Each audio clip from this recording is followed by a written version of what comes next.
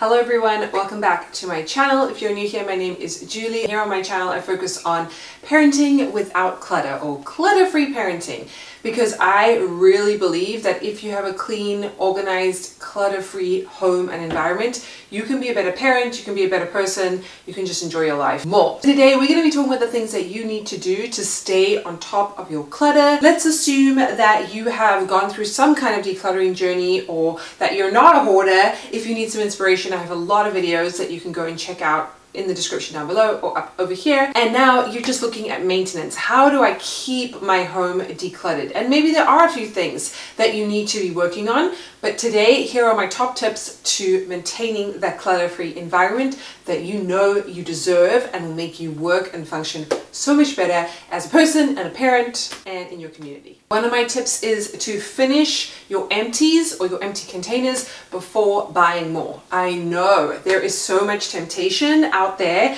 to go and try the newest, latest, best product in whatever category, whether it's skincare or cleaning products or kids, I don't know, craft things that can be used up. You need to really respect the principle of like one in, one out if you want to stay on top of your clutter. If you want to try a new shampoo, for example, you need to finish your other bottle of shampoo before you go and buy a bunch more. And if you don't respect this philosophy or this principle, you'll find that you end up with like 3 bottles of shampoo that are half used, and then you're not motivated to use the old one because you want to try the new one, because we all like new things and novel experiences, and then just end up with unnecessary clutter. Ways that I've actually mitigated for myself is sometimes I just don't follow those influencers that tend to really speak my language, get to me and really convince me to buy something. Sometimes I have to take a break. I know it's their job and they provide very useful insight on new products and things that are helpful, but it's not always good for my clutter-free philosophy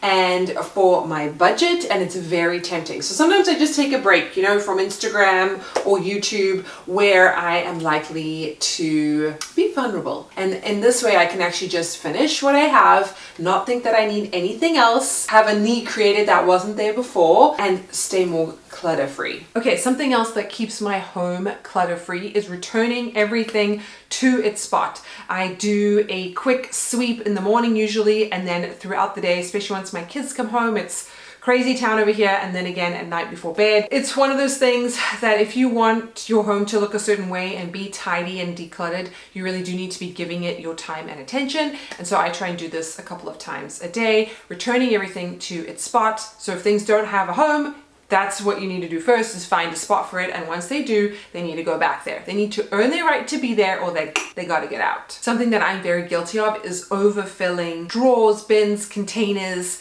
until they're really hard to open or use and find anything in there. And what I've been really trying to do is fill a container, whether that is a drawer, whether that's a closet, whether that's a bin of some kind, to about 3/4 full. I mean, if you can have that empty shelf concept that Gretchen Rubin talks about, even better, a space that actually has nothing. But if that's not your reality, which for most of us it isn't, we like to fill empty things, then try and not overstuff. Less is more. Having what we call negative space, so space that is not filled, is very pleasing to the eye and helps us to remain less anxious. That decluttered look is very calming for our nervous systems. And so I really try hard not to overfill things, because it's not good. I'm not gonna be able to maintain it.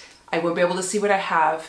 I know that if other people are using a drawer or cabinet or cupboard, like little people or big people, no names mentioned, partners in relationships, I know that if I overstuff something and it doesn't make any sense, there is no way it's going to be kept like that, and I'm just going to spend my whole time just redoing all the work that I put in to organize it in the first place, because no one can maintain it in our family. So to me, that's a system that is failing. So make sure you don't overstuff your drawers. Remember that decluttering is a marathon, not a sprint. I think having this philosophy is very helpful and forgiving for those of us that are hard on ourselves and think that everything should be perfect in a day. It's a process. We just moved into a new house, and so obviously things are not going to be in their probably forever homes immediately, and I have to be okay with that. That being said, I like to do small little bits of decluttering, you know, every day or every other day as things are needed. They take me 5 minutes, 10 minutes just to reorganize something, and maybe I donate something, or maybe I don't actually get rid of anything, but I move something to a better place that makes more sense.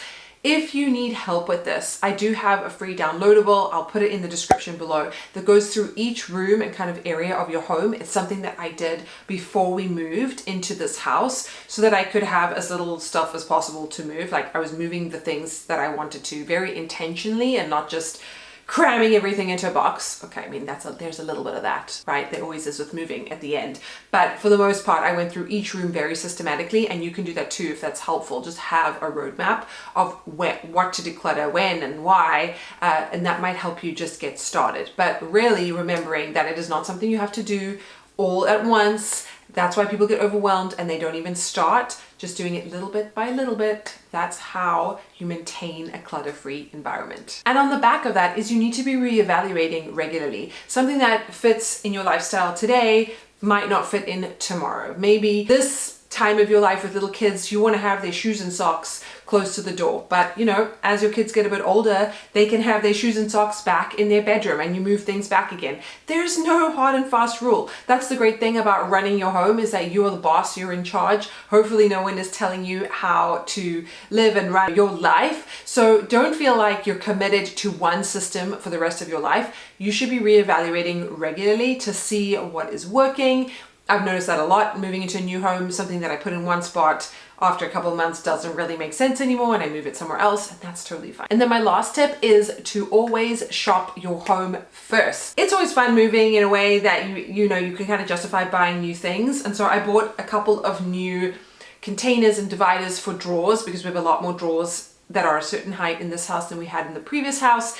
But now that I've kind of organized us a little bit, I am no longer going actively to buy things. I'm shopping my home first. And this is a principle that I have lived by for years. I always want to be looking at what can I use that I already have before bringing in new things. Because even containers that are supposed to house clutter and store things, they are clutter in and of themselves if they are not being useful, if there's no intentional purpose for them. So make sure you always shop your home first before you go out and buy new things. Don't go waste your money and then it doesn't work. You want to make sure that if you are purchasing something else, you're very, very sure of where it's going to go, the size, the space. But often you can make do with what you have at home. And that is a skill in and of itself, a very useful, thrifty skill to have. So these are the ways that I stay on top of my home. I hope they work for you. I would love to know what you do to keep your clutter under control and keep you feeling zen and enjoying your home. Don't forget to subscribe if you've made it all the way to the end. I love you so, so much. Thank you so much for being here. Give this video a big like. Let me know what videos you'd like to see from me in the future, and I will see you in my next video. Bye. I'm gonna let the sun shine in today. I'm trying to make this darkness go away.